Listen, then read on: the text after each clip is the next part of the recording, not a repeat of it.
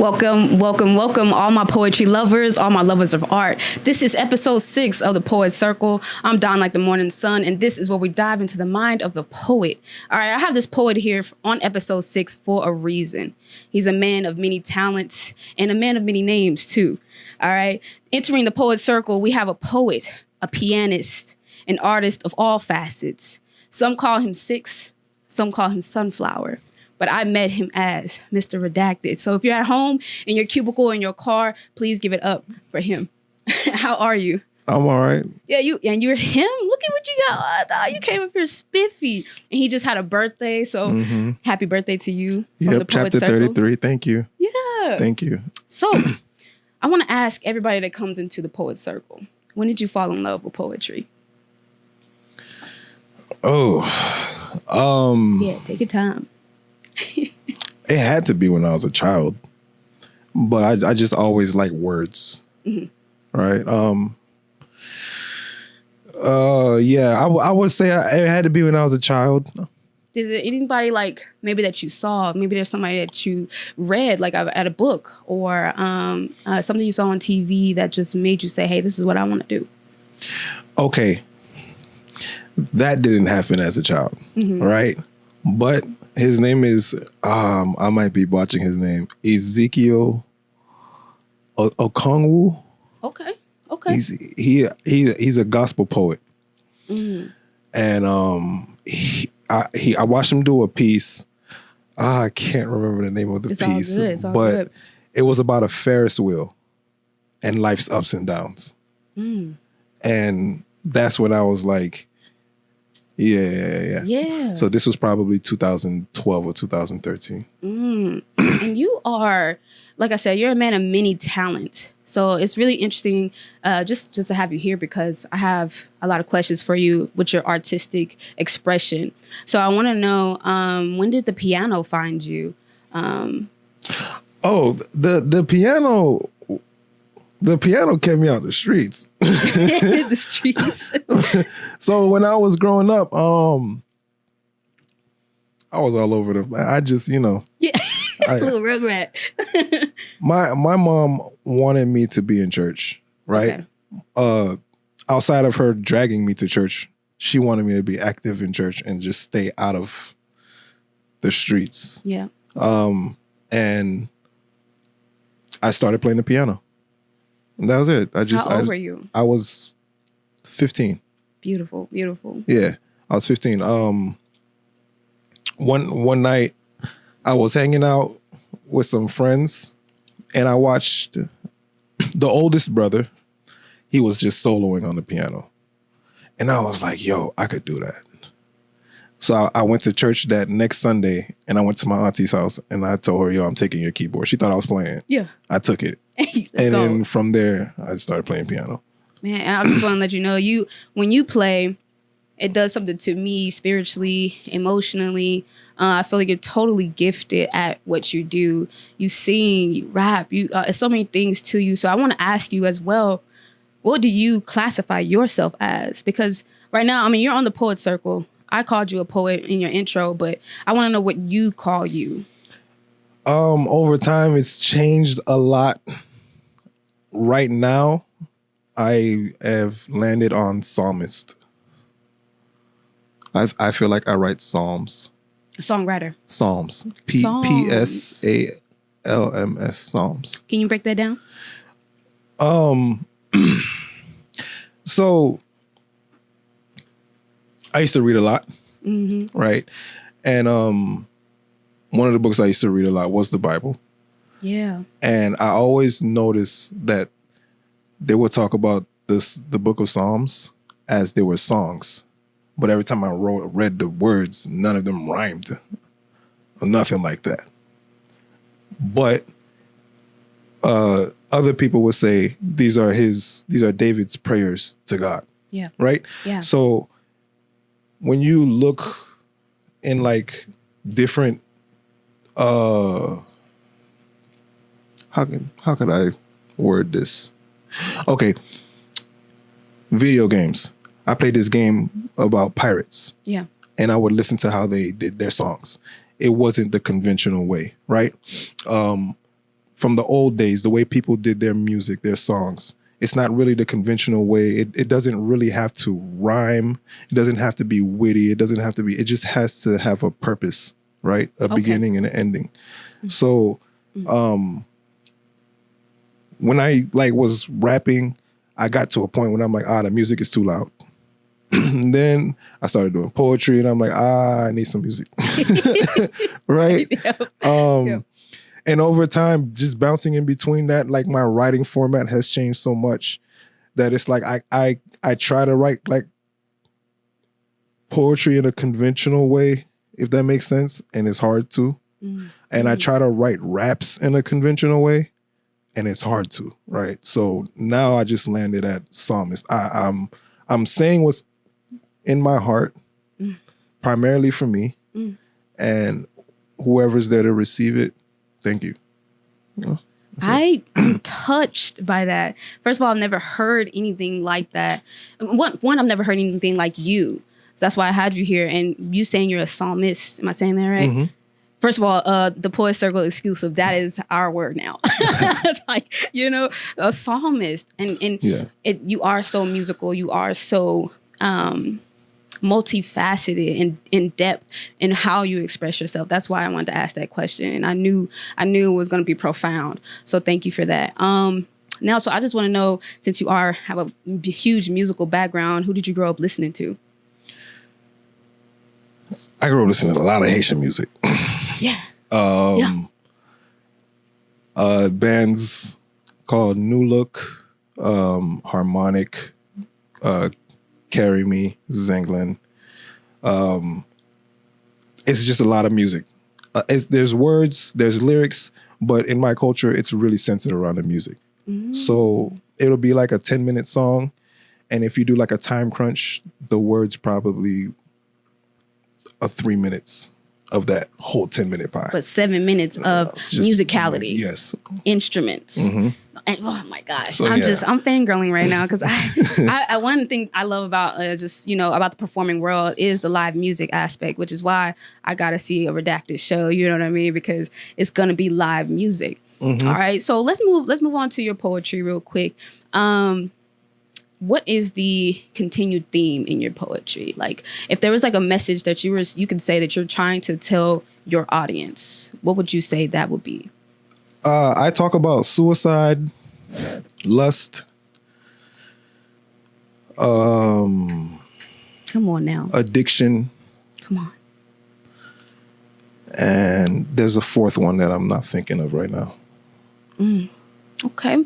And what is that like? Is that experience, or is it just like things you've saw other people go through? Experience. Everything is a personal experience. I try to write in a way where I hide it in my writing. But if I know you asked me to break it down, so I'll break down and you'll see. But I try to write in like a way where it's fun for people to hear it. But I'm definitely on those topics. And what tone do you take? When I say tone, I'm saying the attitude towards the subject. Now my tone is more of a reflection. It's more of a reflection. More of a reflection. Back, it would be really based on where my mental state is. Yeah. So there's a lot of poems that I wrote when I was depressed that I just don't do now because I was depressed, but I'm still talking about the same things. And you can say, so, okay, you move from that depressive state to wherever state you're in now, and you're saying your tone is reflective, meaning that your tone is adapting to where you are in the present. Yes. I love that. I love that so much. And then what I love about that is, Nina Simone says, the artist's job is to reflect the times. You know what I'm saying? So that's ever evolving. It's ever changing. And it's like you being that awareness that you have with yourself and being in tune with what's going on. And I definitely feel that in your writing. I definitely feel the whimsicalness of your whimsicalness. Yeah, this is a point, so I gotta bring out some we always gonna throw out some words. we gonna gumbo some words, bro. You know? Yeah. The whimsicality of your work. It's just like it's fun, but it's also like a journey. You know what I'm saying? It's peaks and valleys. It's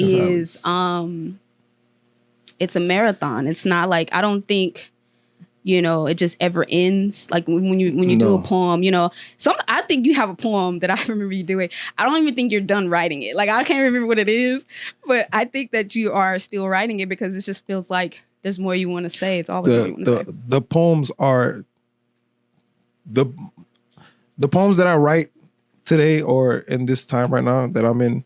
They don't have an ending. They don't have an ending. I'm doing that on purpose. I love that. I want to be able to build on a piece that I wrote whenever I wrote it. And like that right there would just give me a lot to play with when all those words are in front of me. And you have so much fun on stage. Oh my God, you have so much fun on stage. I can't wait for just keep going into that. But so I'm gonna talk about the inception of your work. And when I say that, I just want to know about the commencement of your thoughts. Where do they begin? So when you're about to write a poem, what does Six need around him? What's the atmosphere like to write a poem? I just need an inspiration, a thought. Anything. Yeah, and I'll turn on my phone and jot it down. And if I feel more, then I'm gonna start writing. If not, I'll leave it alone and come back. Yeah. But usually it's just okay. So, I would probably be like, okay. So I was pacing back and forth, right? ADHD, right?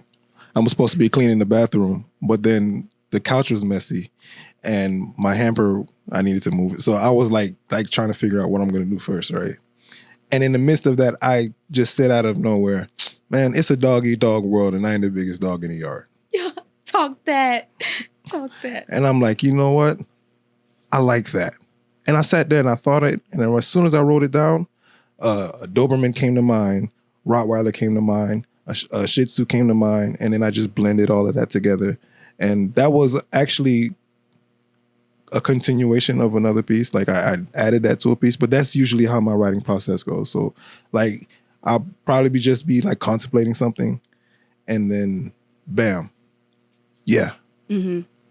And so is it spontaneity or is it, it's spontaneous. Because some poets, need some structure and a certain way that they do it and things like that. But a lot of people, I'm learning too, just from this podcast, a lot of people are like, hey, look, I'm going with the flow. Like, absolutely. You know what I'm saying? And then inspiration comes from everywhere. You know what I mean? Mm-hmm. So I love that. All right, look, let's get into it, man. We get into the body of work, meaning your poetry, the things that we love about you. This is going to be my first poetry request because I don't know if you have it, but you have a poem that I love so much. It's about the Black Widow. I don't even know. Do you have that one? Yes, I have. Oh, okay. I'm gonna lean back. do your thing, man. I'll read it. Yes.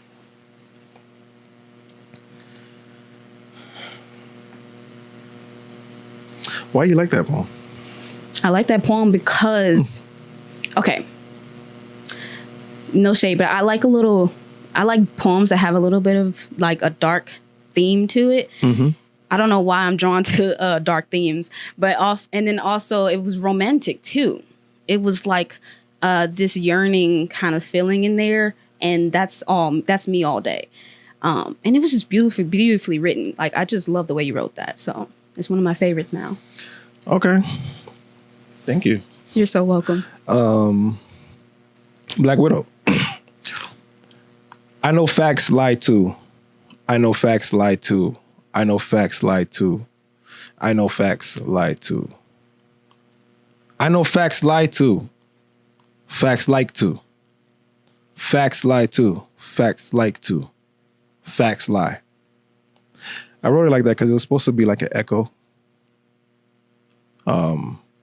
So like live, I was just saying, facts lie too. Facts lie. Facts. Yeah. I'm sorry. I'm trying not to go crazy right now. All right. Facts lie. Don't tell me the truth when it's baptized. What if soul ties are severed remnants from a past life? And maybe God is an arachnid goddess, the madam of webs who imbues silk into every weave of her thread she weaves. As her arms and hands rotate in opposite directions, she spits. On every strand that she strings into this rope, reinforcing its potency, revitalizing its design, entrapping every essence of exchange through soul mating, she exposes her universe by granting me a glance through her windows. Mm-hmm. I made love to a black widow. Oh, my. They told me that she had a terrifying set of eyes. I ate them legs like they were deep fried in a Cajun kitchen. This madam's webs are laced with voodoo, and this place feels like an Amazonian cage. Only the widow knows the ways around her ways. She bridges her webs at a widow's pace. As a passionate silence fills this space, she elects to react to what the vibrations say. She spits. As her webs make nest, a cosplay for an overlay above the swamp that she's infused with her secretions over time, I made love to a black widow, and I survived. Mm-hmm. But I'm a survivor is a phrase that's beyond saying. I am the king, and I came to conquer her. My dominance is God-given, but I wouldn't call it luck. It's a step above heavenly for me. She repositions me to receive when she reigns. I really can't recall a day where I missed hell. I've been Destiny's child since the day I received my first name. Hi, my name is Kelly, and I somehow caught wind of her hurricane. She drenches my extremities with widow's bane. She quenches my thirst. She poisons me. She desensitizes me. She reaches for widow's peak. She implores me to recompense for time spent gazing through her window pane. The widow's pain has been made audible. At least that's what it looks like, but I wouldn't know what to call it, though. How could something so violent become so vulnerable? These raw-wrapped, grabba leaf spliffed, marijuana-tainted charcoal lips grew immune to the poisonous drip the black widow spits. She spits. I know facts lie too. I know facts lie too. I know facts lie too. I know facts lie too. Yeah, facts lie too. Facts like to. Facts lie. Facts lie. Facts lie. Don't tell me the truth when it's baptized, Sun Wukong. Though I travel the valley of shadows, I don godly apparel. Hi, Don. I keep a Zoe flag on me. My pen is my staff and my arts are crafted through magic. I cast spells with this craft and phonetically choreograph my tales, you know. I be toting that purple Zah, my pilot, he calls it Zell, you know. I've come a long ways from black bottles of Hennessy. Yeah, I was hitting life full throttle. What the fuck do you know about battles? I used to travel the valley of shadows. Until I felt the terrain shift to silk from gravel, she rained on me progressively. Over time, her soft, silky web accumulates. Silly me, I continue. I keep going deep. I keep flowing these poet trees. This journey was fueled by black bottles of Hennessy. This is not an ad. This is going numb to feeling empty, then accepting the fact that nothing is fulfilling. This is using my lips to expose what's hidden. It's a cold sore. It's the best way I know how. I give folklore. I don't give a fuck about what you speak. I spoke more. I made love to a black widow. Yeah, that bitch snuck me in through her back window. She told me to go slow because her dad was home. I told her, hey, I'm in heat, and I brought black bottles of Hennessy. Could you imagine what would happen if you were given a chance at redemption? Like, hey, I'm going to give you a shot to make amends for all the balls you dropped. Yeah. These sexual innuendos are designed to bring you window. Yeah, I might have a complex, and I'm trying to keep it simple. You see, I was sleeping with this beauty, and I made my large finger touch her spindle. As a matter of fact, she lied on her stomach so that I could see the dimples on her back. I knew that she was toxic. She was giving me hints though, but I wouldn't acknowledge. I chose to ignore the warning signs. I was really just trying to hit, bro. I used to go about life like a thief in the night.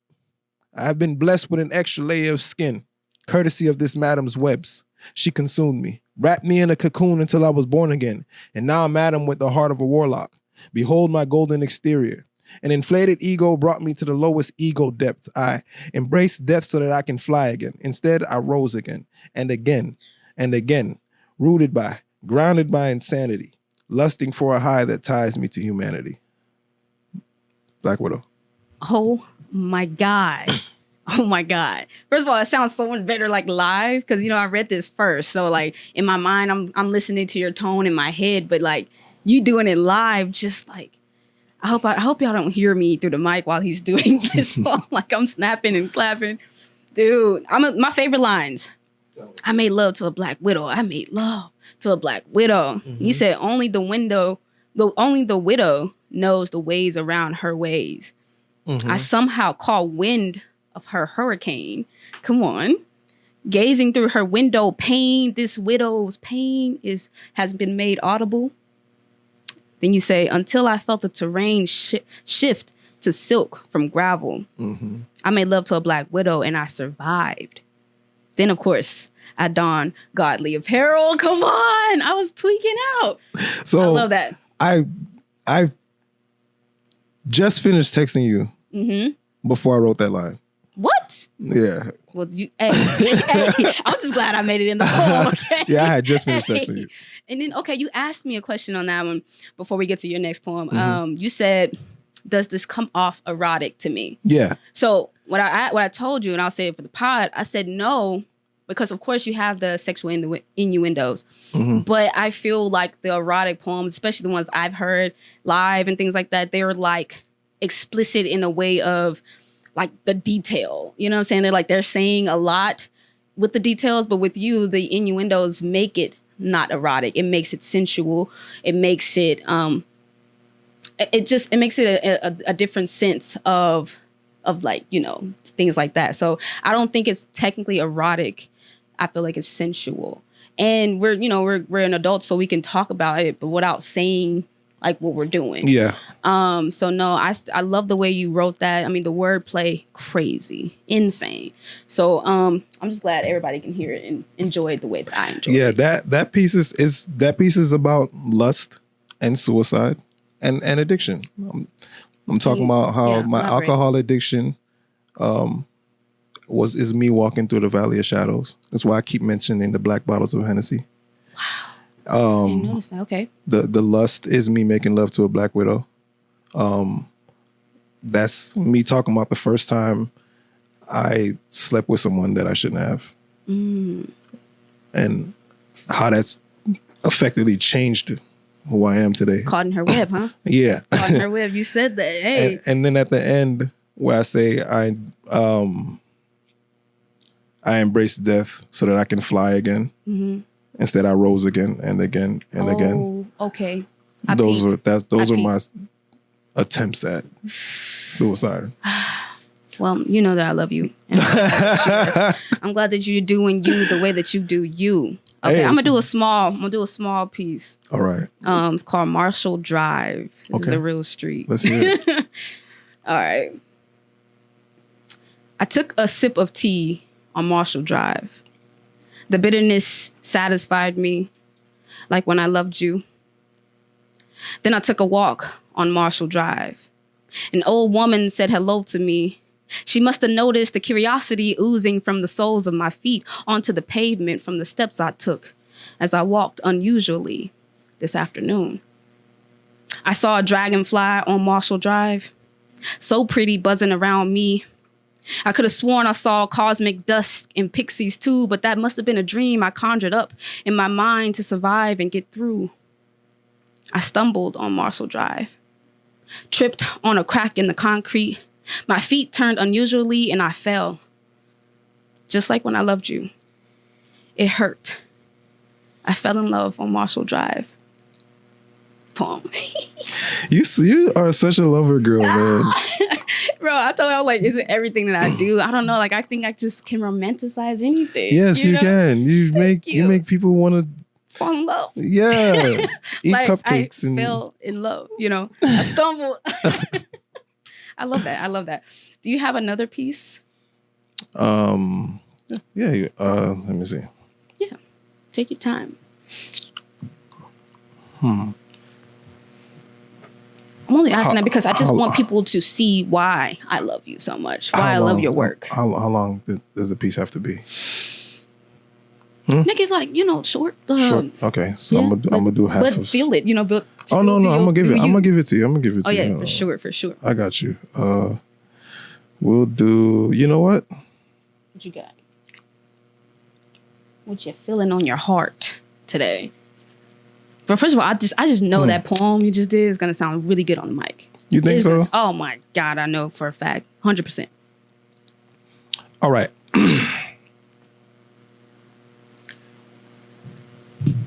This is from a piece titled TikTok. I have toiled to and fro, bounded to the immortal chains of Geppetto. Moving at the will of another master has adverse effects when the capture realizes that he's more than what he's attached to. I chose to cut the strings loose. You know what? Let me read it. Take your time. I'm sorry. No, you get. And what I also want people to know, you put the camera on me. I want people to know when you come up here, you can. This is my camera. When you come up here, you know, I want you to take your time. But if you also stumble on your words, this is live. Okay, this is not like anything rehearsed. You know, I could send the questions to you before, but I also want you to feel comfortable enough to start over, get the feet under you, and just be yourself. This is not like you got to be on stage. You got to be something. Like a put on a face. I want you to be yourself, but also still be that poet. That we all know and love. So don't be afraid to stumble, because we all do, and I do myself. So I'm just gonna take that, and I'll disarm you. You know what I mean? Like, people have their guards up, so I'm gonna let people know that. All right, you ready? Yep. All right, let's go. I remember a time where I didn't have to worry about an outfit. I was out fitting with the outcasts, looking for a way to get in, to fit in, to get on and get out. Without a doubt, my childhood soundtrack is a compact disc written with urban hits, ebonics, and ghetto music. I have toiled to and fro, binded to immortal chains of Geppetto. Moving at the will of another master had adverse effects when the capture realizes that he's more than what he's attached to. I choose to cut the strings loose. I seek the freedom to lose at my leisure. Yeah, I've been blessed with devilish features. I am the chef. I am the eater. I am the soul. I am the sneaker. Except I don't have any laces. It's clear that my design is unconventional, intentional at the least. I am the beauty and the beast, rich in ingenuity. Where you found gratitude, I found gratuity. Still I display a sound wave of nudity. I went through so much stages, but I skipped puberty. However, I convey these messages so fluently, truthfully. Why rely on you when I could be true to me? I'm soon to be the Houdini in this culture cultivated by poetry. I saw the smoke and I brought the fire. I came with potency. I won't elope. I can't bank on hope. I impose caches clear with my backs against the ropes. Floating like a butterfly floats. I burn bridges, then I build moats. My father is the farmer and my mother is the goat. I almost consider it an insult when you tell me to stay woke. Because I look forward to a time where I'm at rest, but y'all be sleep on me. Then carry the audacity to speak on me like I'm some type of joke. I should create a space for you to laugh at my pain and call it the funny bone. My tones are poison-dipped arrows shot from neatly knocked elbows. I can go on for days. I have a lot to say. I have words backed up from times that I refuse to pray. Man. I told you, man, I'm gonna have a button. It's gonna go, man. That's the fire button. The energy, yo. The energy is felt. You got me hype over here. It's the swag for me. It's just the way you do you. So I just want to ask, I'm gonna go off script and ask you, okay, so it's two things. You got your flag on you. Can we talk about what that represents and what that means to you? Because I see you always with it. Yes. This is my country's flag. I don't have everyone's. I don't have this. Pull it up, show it. Yeah, let them know. I don't have the same experience as a lot of young Haitian Americans. My mom came here as an immigrant, and she tried her best to hide that she was Haitian, because around the time she came, it was kind of what is going on now with the migrants or the immigrants back. Yes, it was the same thing back in the 90s. That's what the Haitians were facing. I don't know if the degrees are the same, but you know. So my mom never really liked me wearing the flag outside and things like that. And we used to get picked on as Haitians, all of that stuff. So yeah, today, because I am more proud of who I am, I'm gonna wear it. I don't care if it matches my outfit or not.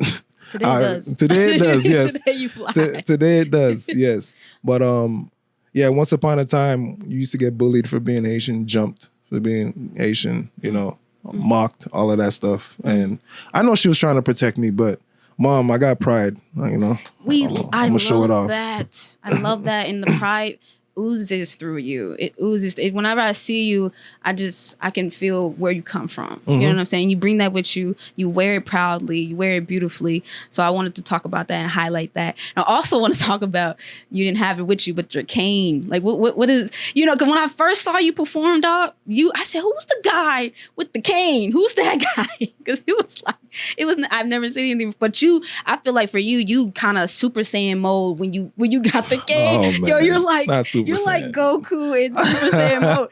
So what does it do for you? What does that represent bring out of you? I can't stay still to save my life. So the cane is like my anchor. If you ever see me on stage, just watch my hands. If I don't have nothing, watch what I'm doing with my hands. Okay. I'm doing a lot of weird stuff with my hands. The cane, that's my anchor. And I use it.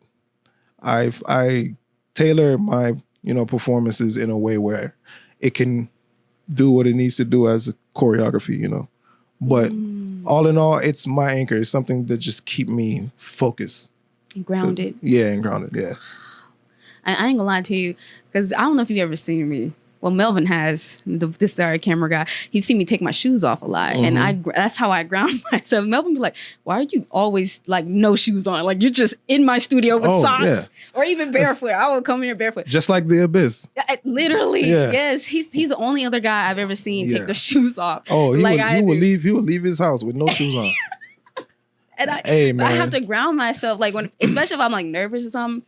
I'm about to get in tune with the earth, wherever I'm at. So no, I really love the fact that you have something that grounds you. Yeah, that means we all a lot. Need that. Okay, so let's move into our Eminem segment. So very musical guy. Yeah. So I made a question that I always want to talk to somebody about, but they don't know music like you know music. So I want to know your top 5 songs with a guitar solo in it, if you can get to 5. Jimmy Eat World, the middle.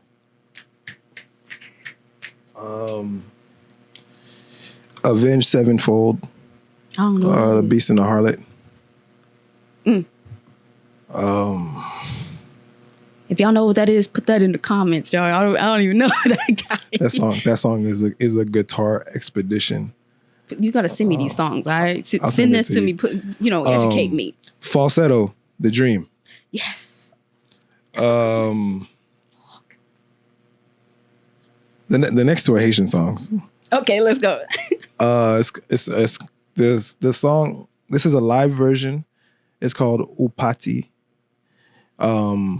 It's by Karimi. The live version. The actual song I think is by. Oh, I'm gonna get beat up. I think this is Mika Ben. I think Mika Ben wrote this song. I could be wrong. Oh, I'm gonna get beat up. Y'all get him in the comments. No, I'm just playing. Don't get him in the comments. Be nice to him in the comments, okay? To be fair, I've been listening to the Karimi version for like 10 years now. Okay. So that's the only version I know. But yeah, that song, classic guitar solo, and then there's another song.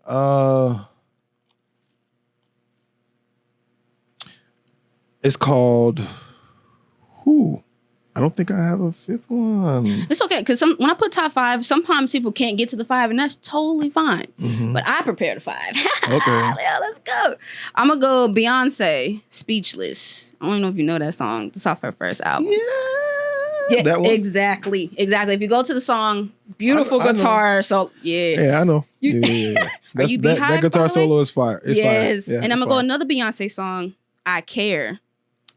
The drums on there is crazy too, but also the guitar solo in the middle. Okay, I'm going John Mayer, Gravity.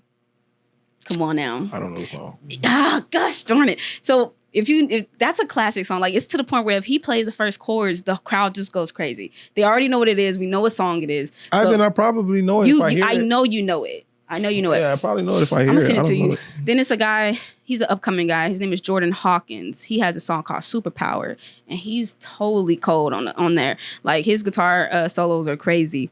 Then I'm going to end with Usher, You Got It Bad, okay?